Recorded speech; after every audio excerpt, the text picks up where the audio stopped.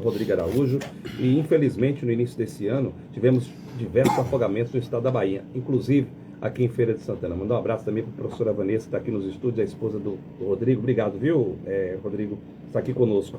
E a situação é preocupante. Precisamos falar de prevenção, porque eu tenho visto muitas crianças abaixo dos 4 anos morrendo afogadas, né? Seja em rio, piscina de condomínio, aqui em Feira tem se tornado isso. E tudo isso é consequência da falta de prevenção. Tudo bem, Rodrigo? Seja bem-vindo aqui ao nosso programa. O seu dia a dia é a natação, é orientar, instruir crianças, adolescentes. Você é um homem de competição, inclusive, né? Na natação. Tudo bem, Rodrigo? Mais uma vez, seja bem-vindo. Feliz ano novo para você. Boa tarde, Renato, toda a bancada, a todos os nossos ouvintes. Feliz ano novo. Sempre é tempo de desejar, né? Um feliz ano novo.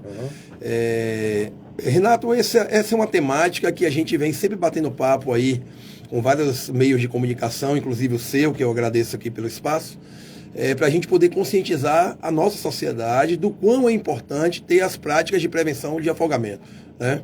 Muitas pessoas acham que o simples fato de colocar a criança somente nas aulas de natação, seja criança, adolescente ou adulto, isso, né, independe de faixa etária, mas a gente foca em crianças porque são indivíduos que estão em fase de desenvolvimento humano e que necessitam, são dependentes de outras pessoas que têm já um ato de responsabilidade, ou seja, o adulto, né? Isso. Então nós temos aí como maior causa de mortes entre crianças de 1 a 4 anos o afogamento. Eu tenho dados aqui de 2020, o Roberto acabou de passar para a gente, da Sociedade Brasileira de Salvamento Aquático. O afogamento foi no Brasil a primeira causa de óbito de 1 a 4 anos, a segunda de 5 a 9 anos e a terceira de 10 a 14 anos e a quarta de 15 a 24 anos, ou seja, mais de 5.818 brasileiros morreram afogados até 2020, imagina só. Isso não tem dados desses últimos anos, né?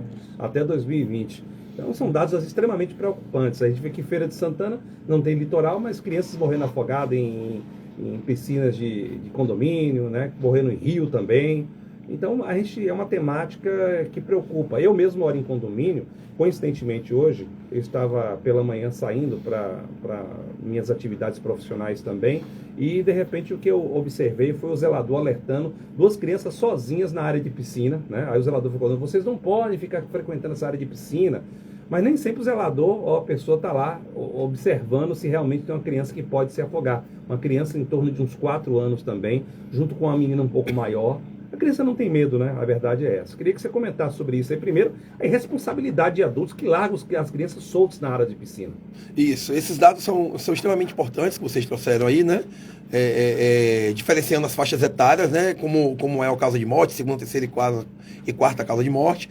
E nós perdemos aí quase 6 mil pessoas por ano no Brasil. Isso dá quase 400 mil pessoas no ano, né? No mundo todo, né? Então são uma grande quantidade de pessoas que a gente perde por afogamento. Nós temos algumas situações que são um pouco controversas, né? Existem regras, né, onde diz assim: você precisa quem constrói piscina precisa cercar a piscina com uma grade e ter um portão de acesso somente com o acionamento de uma pessoa responsável. A gente vê isso em algumas piscinas particulares de academia, por exemplo, mas não vê isso em condomínios. Os condomínios podem até ter um cercado, mas esses portões que são acionados por uma pessoa específica não tem. Vide o relato de Renato aqui quanto às crianças de 4 anos de idade, por exemplo, que estavam a esmo na área da piscina do condomínio, né? Então, assim, nós precisamos, como prevenção de afogamento, além de matricular as crianças na aula de natação, ter fiscalização para com elas, tá? Eu costumo dizer que 100% dos afogamentos de crianças acontecem por falta de fiscalização de responsáveis, seja pai, mãe, tio, padrinho, madrinha, avô, avó, seja quem for. Então, se há uma fiscalização, vai se evitar esses afogamentos. A criança sabe nadar, mas se ela nada até o meio da piscina, ela não tem um corpo de um adulto. Ela não vai ter o mesmo condicionamento de um adulto, por mais que ela pratique natação. Ela pode chegar a se cansar no meio da piscina. Como é que ela se salva? Tem que ter alguém ali próximo para poder estar dando as orientações, né? O ideal é que crianças fiquem pelo menos a uma distância de uma extensão de braço do responsável. Porque qualquer situação adversa, esse responsável vai esticar o braço e vai tentar segurar, né, para poder que se evite qualquer tipo de situação de afogamento. Chamar para esse bate-papo Humberto também, que se preocupa, tem filhos. Os filhos já estão adolescentes, mas você se preocupa com a coletividade, não é isso? E a preocupação sempre tem que ser dobrada, né? Essa história de dizer assim, eles já estão mais sobre si, né? Já estão realmente mais conscientes. Mas às vezes o perigo está em qualquer faixa etária mesmo, né? Às vezes quer mergulhar mais fundo, às vezes quer fazer aquela apneia, aquela coisa toda, isso tudo realmente pode causar algum problema. Eu pergunto ao professor, a gente tem visto realmente situações recorrentes, né? Crianças sendo enroscando em escada, cabelos sendo sugados, né? Situações diversas. E eu pergunto ao senhor, temos alguma legislação hoje vigente para que a gente regulamente isso, para que exista alguma punição específica para quem deixa realmente as crianças à toa, assim? A única legislação que nós temos conhecimento de que é regularizada é a Lei Lucas. E a Lei Lucas não engloba esse contexto do afogamento.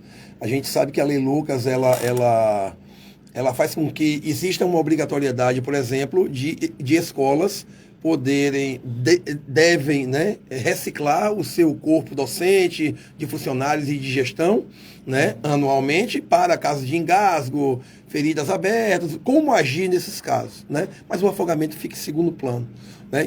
Inclusive um grupo de pais já me falaram assim, professor, cria um curso e vende nas escolas. Eu falei, tá, mas como é que eu vou vender isso nas escolas se não há algo que nos obrigue a fazer com que as pessoas, isso aí é uma coisa... eu ouço o Rodrigo falar sempre, eu vou comprar esse curso para quê? Então, a gente ainda fica meio que em cima do muro, é algo interessante, é algo importante, mas é realmente algo que as pessoas têm ainda como um dado irrisório, algo supérfluo, né? Por mais que a gente veja aí sendo noticiado o tempo todo os casos de afogamento, né? Você chegou a comentar, Humberto, eu achei interessante, que por mais que as pessoas pensem assim, ele se dá conta por si só, vejam, criança nenhuma tem consciência do perigo. Criança nenhuma tem consciência do perigo. Tá? Existem alguns adultos que gostam de tentar, como é que eu posso usar a palavra? Ser mais corajoso, né? Tentar uma apneia. Né? Quanto tempo eu fico debaixo d'água? Será que eu consigo atravessar 25 metros aqui de Sapicena debaixo d'água? Né? E muitas vezes isso pode gerar algum risco de afogamento, como uma tontura debaixo d'água, e ele não quero subir porque vou ser zoado pelos colegas, então ali naquele momento ele pode começar a perder os sentidos, o pessoal achar que está sendo uma brincadeira e ele ficar debaixo d'água. Né? Existem pessoas também que sofrem de casos de epilepsia, por exemplo, que não podem adentrar uma piscina de forma nenhuma sozinhos. Se essa pessoa der uma crise lá dentro, ela precisa de ajuda. Se ela não tiver com alguém, ela vai morrer afogada. Isso é fato. Outros casos que eu posso estender para a sua pergunta, Humberto, é a questão das brincadeiras dentro da piscina. Aquelas velhas brincadeiras do galo de briga, né, de colocar no ombro, né, daquela Maria Cadeira de pegar em braços e pernas e balançar e jogar. Isso pode acontecer em situações de gerar trauma, de se chocar com a bola da piscina, gerar um trauma e, consequentemente, um afogamento. Porque muitas pessoas podem achar que isso, dentro da brincadeira, faz parte, a pessoa está ali embaixo da água e acabar por não chegar lá para socorrer aquela pessoa. Então, esses tipos de brincadeira devem ser evitadas, fingir que está se afogando, empurrar, fazer a brincadeira da Maria Cadeira, a brincadeira do galo de briga, são situações também que devem ser evitadas no ambiente aquático. Rodrigo, com relação às boias, né? Muitos pais compram aquelas boias, né, para as crianças, são vários tipos de boias, né, para aqueles coletes, né, protetores. Olhando para a professora Vanessa ali, eu tomo muito cuidado, eu fico o tempo todo olhando meu filho, às vezes eu sou até criticado por algumas pessoas, né, inclusive até a aula, a gente acompanha a aula de natação, que eu tenho uma preocupação imensa, extrema, né, de ficar acompanhando. Mas tem pais que colocam aqueles coletezinhos e larga a criança lá na piscina, vai tomar cerveja, vai curtir, comer salgadinho. É essa a pergunta que eu faço para você. Qual o risco se você largar? Porque a criança, ela acha que sabe tudo quando ela está com aquela boia, com aquele coletezinho, né? Meu filho, eu digo pelo meu filho. Você coloca ele, papai, olha, eu já sei fazer sozinho. Ele vira para mim e fala assim. Tá aprendendo a falar as coisas, diz que já sabe e não sabe nada, né? Tá aprendendo aí. Pois é, não sabe, como diz a velha frase, da missa metade, né? É uma falsa sensação de segurança. Com certeza, eu ia começar com essa fala, é a falsa sensação de segurança. Renato, existem várias boias, né? Você deu os exemplos das boias que tem a extensão de colete, existem somente as boias de braço e existem aquelas boias redondas que tem aquela forma de colocar só as perninhas, né? Sim. Tem aqueles furinhos, né? As boias que tem só os furinhos, aquelas que são redondas, o risco da criança virar e não conseguir desvirar é muito grande, tá? As boias que são só de braço, o risco da criança ficar brincando numa piscina, mesmo que seja infantil, que dê pé para ela, é dela pular, essa boia escorregar por conta da quantidade de protetor, por conta até da camisa de proteção UV, ela escorregar, porque vai estar molhada, lisa, e aí a criança ficar submersa na água. Muitas vezes ela não consegue ficar em pé. Às vezes ela fica virada para frente, às vezes ela fica virada para trás. Da mesma forma da boia com extensão de colete. Existem crianças que não têm ambientalização na água, não tem a flutuação correta, não sabe. Então, se ela está em pé e ela escorregar para frente ou para trás com essas boias coletes, ela pode não conseguir voltar à posição natural, a posição anatômica de pé. Então isso pode gerar um afogamento, ela pode começar a deglutir água mesmo de barriga para cima ou de barriga para baixo. Então a fiscalização deve ser a mesma.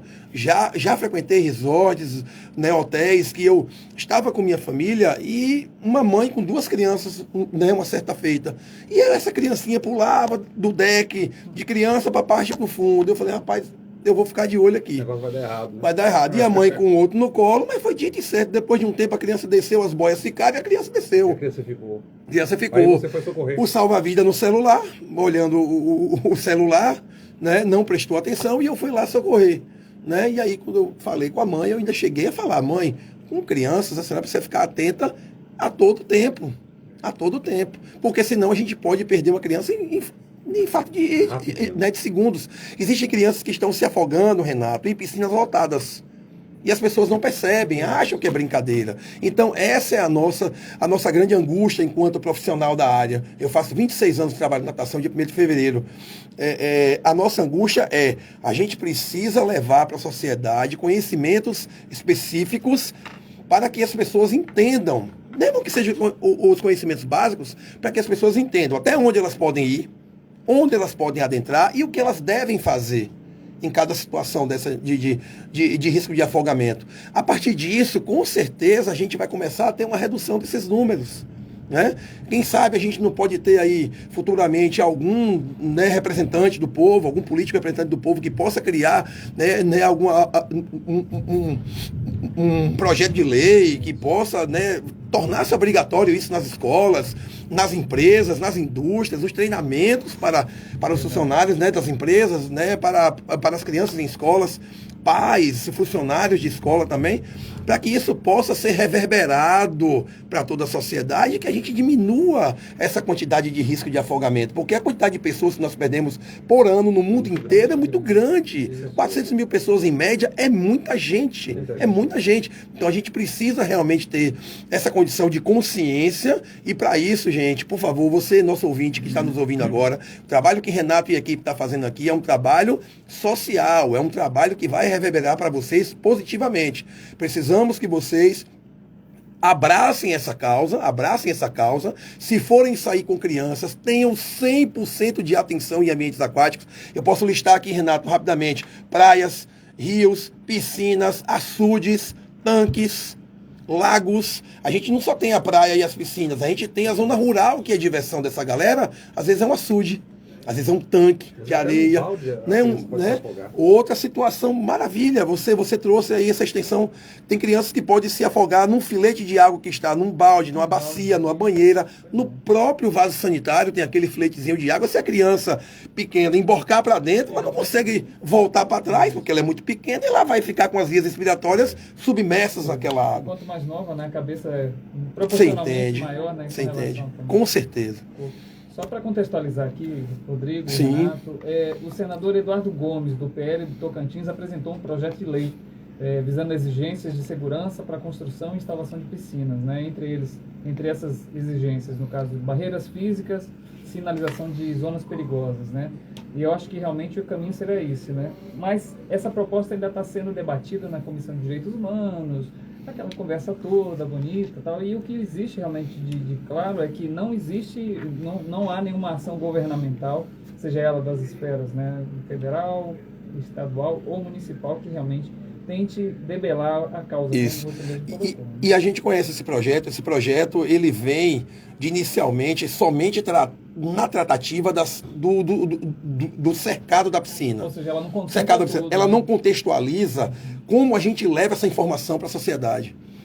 Ou seja, você criar somente as barreiras, como você acabou de ler aí, né, não é o suficiente. Não é o suficiente. A gente tem que levar isso para a casa das pessoas, né? O programa de vocês aqui é muito ouvido, com certeza isso aqui está sendo muito levado para casa das pessoas, Pública, né? Utilidade pública. Isso. Então a gente precisa disso com mais força, com mais fervorosidade, para que a gente possa diminuir essa quantidade de afogamentos, né? Então, matricule seus filhos na aula de natação. Adultos que não sabem nadar também se matriculem, é uma forma de defesa, uma forma de autodefesa. Adultos que estejam na praia, ouçam essa informação. Se vocês caírem numa corrente de retorno, que é corrente de retorno? É o famoso puxar da praia. Não nadem de contra a corrente de retorno, nade de forma lateral, mesmo com qualquer técnica que você tenha, e mesmo assim tentando gritar por socorro a todo tempo. Nade em lateral, e quando você perceber que você está fora dessa corrente de retorno, você começa a nadar em diagonal até chegar para fora da praia. Tá? Essa é uma outra informação importante. Se matricule em aulas de natação, porque nas aulas de natação não só a parte técnica vai ser passada, mas também a parte de segurança também vai ser passada, né? Os alunos vão receber as orientações dos professores, né? O que deve se fazer num ambiente de águas fechadas, como piscina, e de águas abertas, como praia, rios, mares e lagos, para poder evitar afogamento. Eu aproveito e faço aqui o alerta. Infelizmente, no último final de semana aconteceu aquela tragédia em Madre de Deus, porque uma embarcação sem os devidos cuidados de prevenção acabou virando Virando, né? isso. E fazendo com que muitas pessoas se afogassem. E por que eu faço esse alerta aqui? Porque às vezes no momento de festa, de diversão, de entretenimento, as pessoas às vezes estão bebendo, estão brincando. Estou dizendo isso porque eu também gosto de tomar minha cervejinha, mas não devemos, digamos assim, desrespeitar a natureza, né? Às vezes aquilo que você acha que é extremamente fácil, está pertinho da praia e tudo, é ali que a pessoa pode se afogar, né? Isso. Eu lembro que uma vez eu fiz um passeio na Baía de Todos os Santos mesmo. Eu sei nadar, né? Não sou como o professor, né, Rodrigo, mas um lugar que estava bem pertinho, né, da terra, assim. Eu fui descer, eu lembro que demorou para chegar. Aí você fala, já pensou se eu tivesse realmente sob efeito de bebidas alcoólicas, aquela coisa mais, né? Eu não tenho o preparo físico nem que ele tem, por exemplo, que o Rodrigo tem. Então, isso acontece com a maioria das pessoas. Então, a gente tem que ser prudente quando a gente fala do mar. Você está num momento de brincadeira e tudo, mas evite os excessos. Porque às vezes quando a pessoa chega ali num passeio desse, de escuna e tudo, vou me divertir, vou brincar, vou cair no mar, né? Tô bebendo junto, que delícia. Sim, é delícia, tá o calor e tudo, mas pode haver o afogamento. Com certeza, isso é fato. Assim como direção e bebida não combinam, muitas pessoas hoje fazem o quê? Evitam beber para dirigir porque tem uma fiscalização. Existe uma multa, uma punição muito alta. Né? A mesma coisa deveria ser para as outras situações, mesmo sem uma regra específica de uma fiscalização de multa, porque pode acabar nesse tipo de tragédia. Então, assim, uma das causas de afogamento é excesso de bebidas, uso de qualquer outro tipo de droga, porque diminui os reflexos do indivíduo, né? O indivíduo fica um pouco mais exaltado, então isso pode gerar, né, um acidente, o indivíduo pode querer pular até de cima de uma embarcação. Nós tivemos um deputado recentemente, né, há alguns anos, que chegou a falecer porque pulou de uma embarcação de cabeça, se chocou com um banco de areia e acabou vindo a óbito devido a esse trauma, né? Então, assim, bebida não combina com absolutamente nada. Claro que, é como você falou, é o período de calor, é o período de veraneio, as pessoas gostam de sair, de tomar sua cervejinha, mas tudo com prudência, tudo com muito controle, para poder evitar esse tipo de situação. O que veicula é que houve um processo de confusão dentro dessa embarcação, lá em Mar de Deus, e acabou que, com certeza, as pessoas correndo de um lado para o outro, deve ter pesado mais de um lado, a embarcação não suportou e acabou virando, e até o momento onde eu acompanhei, tinham sido 8 corpos encontrados, né? 8 pessoas mortas, uma tragédia por conta, muitas vezes, de um excesso, né, desnecessário para aquele momento. E a pessoa num transporte desse tem que pedir o colete, a prova, né? Com certeza ali realmente foi negligenciado tudo. No geral. A questão da lotação do equipamento, se realmente, como a gente viu, né, o equipamento não era o ideal para fazer essa travessia, era um saveiro simplesmente para, né, navegar, não era para transporte. não estava realmente com os coletes corretos. Então, tudo isso realmente foi uma sucessão de falhas mesmo, que infelizmente a fiscalização não alcançou. Mas, professor, eu até coloco assim, vamos sintetizar realmente ações específicas para a questão da nossa realidade, piscinas, né, dos condomínios. O que realmente os responsáveis, principalmente aí eu falo dos síndicos, né, devem fazer realmente com relação ao trato com as piscinas? Para evitar tragédias, né? Isso, olha, nós temos realmente um grande boom de condomínios aqui em Feira de Santana, de 15, 20 anos para cá, né? Então, as pessoas migraram muito de residências soltas para condomínios, pensando muito em segurança e lazer, né? Para não só os adultos, como os filhos também. Né? Os síndicos, eles devem se preocupar com a seguinte questão: orientar a todo o tempo, principalmente em período de veraneio, onde tem mais frequência da piscina, orientar os moradores quanto a não deixar as crianças sozinhas na área da piscina, tá? As crianças, elas não têm noção do perigo. Os adolescentes, muitas vezes, inventam brincadeiras que não são adequadas para o espaço, né? Então, sem essa fiscalização dos responsáveis, isso pode gerar tragédias, pode gerar o afogamento, como pode gerar, por brincadeiras inadequadas, traumas que podem decorrer do afogamento. Nós não temos em Feira de Santana uma quantidade de profissionais salva-vidas, né, que possam atender os condomínios como contratados. Então, pelo que nós vemos aí, a maioria dos condomínios contratam fiscais de área, né, para estar tentando informar que aquele tipo de brincadeira não é adequada, que aquele tipo de comportamento na água não é adequado, né, que vidros na área da piscina não é adequado, para evitar cortes, né? Então, o trabalho do síndico deve ser justamente esse, né, de sempre estar conscientizando, participando aos seus moradores, né, sejam inquilinos ou proprietários, como deve ser colocado as regras da piscina, né? Não é somente regras de quantidade de pessoas visitantes, não é somente isso, né? A fecha tal horário, abre tal horário, é realmente a forma de comportamento ali naquele setor. Quanto tempo levaria para instruir uma criança? A gente está falando de prevenção, o aprendizado faz parte da prevenção também. Sim. Uma criança vai aprender a nadar, né? Porque eu sempre recebo esse alerta das pessoas: olha, porque seu filho, desde pequeno, né? Aí houve essa interrupção, né? Porque a piscina teve que ser reformada no meu condomínio. Sim. Mas eu fico nessa preocupação, não sei se todos os pais têm a mesma preocupação. Geralmente no verão, tiver muita criança que não sabe nadar, a preocupação aumenta. Mas vocês são instrutores, professores. Eu falo vocês, você está com a sua esposa Vanessa, que é professora também. Quanto tempo leva uma criança, a gente ter segurança para sair? Essa criança, ela vai aprender a nadar, no passo a passo, sem agonia? Essa é uma pergunta muito comum entre os pais que sempre procuram a gente, né? E a resposta depende muito da coordenação motora da criança no meio líquido. Certo. Depende muito. Eu vou te dar um exemplo. Eu tenho um aluno, eu tenho vários alunos, lógico, né? Mas eu tenho um aluno em específico de 4 anos de idade, que ele já tem 6 meses comigo. Ele não desenvolveu tanto quanto outras 2 alunas que só têm 1 mês comigo. Então isso depende muito de como. Não é só questão de vontade, né? Não é só questão de vontade. Isso também influi, você não está errado, você está correto.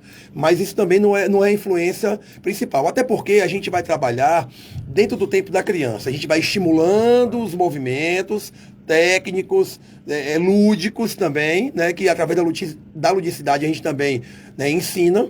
Mas o tempo da criança deve ser respeitado. Tem crianças que respondem um pouco mais rápido, outras com um pouco mais de lentidão, né? Mas quanto mais cedo puder começar a estimulação aquática, melhor. Recomenda-se que a partir dos 6 meses de vida possa-se já colocar a criança para iniciar a estimulação aquática. É um período de primeiro ciclo vacinal fechado, é um período que a criança começa a já estar numa posição mais ereta, né? E a estimulação aquática, já iniciando nessa fase, fica um pouco mais facilitado mais adiante para que a criança possa desenvolver esse aprendizado mais técnico, né? Existem alguns contextos de desenvolvimento humano onde a criança ela vai desenvolver a técnica um pouco mais apurada, já chegando já na metade da terceira infância, né? Mas não quer dizer que ela não consiga desenvolver isso com um pouco mais de destreza, a flutuação, o deslocamento, mesmo com a técnica própria da idade. Mas essa pergunta que você me fez, isso vai variar muito da coordenação motora da criança, da frequência dela nas aulas, né? Da motivação família para com a criança, para que ela consiga... Os pais precisam estar próximos para poder motivar a criança? Não? Veja, eu sempre sugiro aos meus pais ficarem lá, como a minha piscina ela é bem aberta, tem uma área de cercado, os pais assistem a aula tranquilamente, né? Alguns pais eu peço para ficar assistindo um pouco mais de longe, porque tem algumas crianças que são um pouco mais apegadas, um pouco mais dóceis para com o pai e a mãe, né? E aí acaba que tira um pouco a atenção delas com a aula. Atrapalha até o professor de ensinar, né? Isso, nessa questão de desenvolver. Então, quando o pai está mais distante ali, vendo tudo, mas a criança vai estar concentrada na aula, para o que vai estar acontecendo, para um momento ludicidade, um momento técnico, um momento brincadeira, né? Então, assim, a presença dos pais é muito importante. Isso aí, sem sombra de dúvidas, porque isso dá uma sensação de segurança para a criança, né? Até porque eu mesmo lá na minha escolinha, eu não aceito nenhum de menor sem acompanhamento de um maior. Já que você né? está falando da escola aí, fala um pouquinho da sua escola também. Você está sempre disponível para a gente. Você tem uma, digamos assim, uma logística aí justamente muito eficiente, um trabalho, né, consolidado aqui em Feira de Santana. Por isso que a gente está sempre chamando você. A gente tem essa confiança no Rodrigo. No trabalho. O Rodrigo é atleta também. Isso. Da família, a esposa também, assume junto com ele esse trabalho magnífico. Queria que você falasse para a gente. Vanessa começou a acompanhar a gente agora, graças a Deus, né? Se adentrou a área de educação física. Nosso espaço vai fazer amanhã 24 anos, né, de parceria com o Clube ABB, né, no qual eu deixo um abraço aí a toda a diretoria. São 24 anos de uma parceria muito boa, né, e lá nós atendemos nossos alunos e também em vários condomínios da cidade, né? A gente distribui a nossa equipe também em vários condomínios da cidade para poder fazer esses atendimentos, né? Então, eu já tenho faço 26 anos na área de natação em 1º de fevereiro, né? Comecei ainda muito menino, como naquela época, olha, sabe nadar, vai dar aula, então você quer competir, tem que ter dinheiro para pagar as viagens, então vai trabalhar. E aí no meio do caminho, graças a Deus, muito cedo, né, eu pude perceber que sem estudar não dava certo, e aí fui fazer minha universidade, meu curso, fiz minhas especializações, mestrado, graças a Deus me tornei professor universitário também, que é uma área que eu também atuo e gosto bastante, né? E a gente leva aí todos esses conhecimentos para o nosso público, né? Então a gente trabalha lá na Escola de Natação Raia Certa, fazendo um trabalho humano, né? Com total respeito ao tempo do aluno. A gente não força esse aluno fora do tempo dele a nada, então a gente vai, seja ele criança ou adulto. Tá? Seja ele criança ou adulto. Então a gente faz um trabalho progressivo para que esse aluno vá desenvolvendo aos poucos, sem pressa, sem muita agonia de querer botar a criança para nadar. Muitos pais chegam, professor, estamos em novembro, dezembro vamos viajar, tem que botar o menino para nadar. Eu falei, calma, às vezes o que vocês querem não é muitas vezes a resposta que a criança vai dar. Então nós temos que ir com calma. Por que não procurou mais cedo um pouquinho, né? Para a gente poder fazer um trabalho com um pouco mais de calma. Então a gente trabalha muito na questão do tempo do aluno, né? A gente recebe alunos, crianças para aprendizado, alunos que participam de eventos esportivos junto conosco, recebemos alunos que treinam para a TAF de concursos também, que eu sempre indico a esses alunos que estão estudando aí, essa galera que está estudando para concurso, a procurar as aulas de natação e se condicionar para o TAF com pelo menos um ano antes, para poder fazer com tudo com muita calma. Então, esse é o nosso trabalho lá. É um trabalho humanizado, é um trabalho muito próximo do aluno, é um trabalho que a gente dá atenção e que a gente tem um retorno, graças a Deus, aí dentro desses 24 anos aí completos amanhã. Qual o telefone para quem estiver interessado? Para quem estiver interessado, pode nos procurar no 759-8129-6632. Tem o Instagram também. Temos o Instagram, o @raiacerta, pode procurar a gente lá, com certeza a gente vai ter o maior prazer de estar respondendo vocês todos. Infelizmente a nossa entrevista está terminando, até a próxima, obrigado pela colaboração e vamos olhar nossas crianças, viu gente, você que está nos ouvindo aí, não dê vacilo, né? Porque criança ela acha que pode tudo. E a gente tem que ter muito cuidado, muito critério, muita responsabilidade. Não vai depender só do Conselho Tutelar, nem do Juizado da Infância e da Juventude, do síndico do prédio ou do síndico do condomínio. Depende de você que é pai e mãe, que é responsável pela criança também, para ter o zelo e o cuidado para cuidar dessa criança. Não adianta uma pessoa de fora, por mais que fale, se o pai e mãe não tiver responsabilidade, as coisas não vão acontecer, tá? Facilite o trabalho daquele que quer preservar vidas. Com certeza. Deixa aí o meu grande abraço aos ouvintes, a toda a equipe aqui. Muito obrigado pelo espaço. E vamos lá, gente, vocês que estão ouvindo aí, vamos abraçar essa causa e vamos cuidar muito bem, não só das crianças, mas de vocês mesmos. Isso Forte mesmo. abraço. Um abraço também a Vanessa, que está aqui nos estúdios. A gente vai agora para o Momento da Ave Maria. Daqui a pouco a gente volta com mais informações. Nordeste FM é mais ouvida de feira, pontualmente 6 horas.